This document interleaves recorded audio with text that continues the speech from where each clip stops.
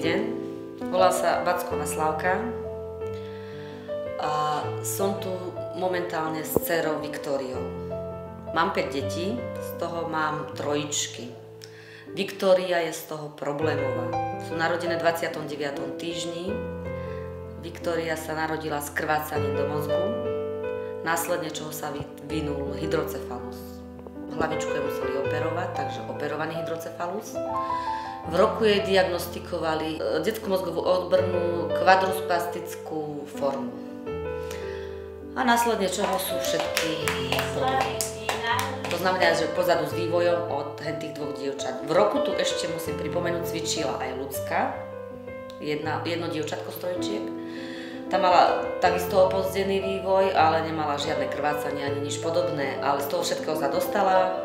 Sú z nich úplne zdravé dievčatá, ktoré behajú.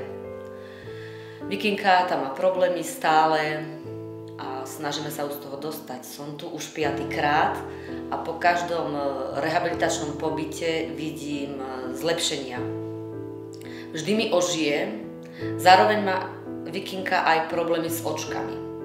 Má poruchu fixácie zraku a strabizmus.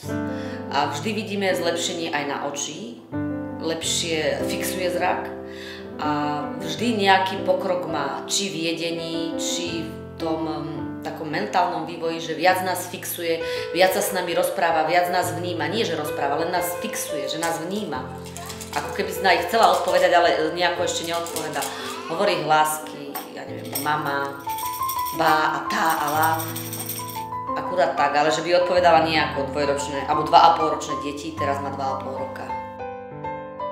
Vždy sa pohne aj po pohybovej stránke, momentálne sa dostane už na kolienka a snaží sa dvíhať hore a posilovať chrbtovú časť a ruky, aby sa vládala zdvihnúť na ručičky hore.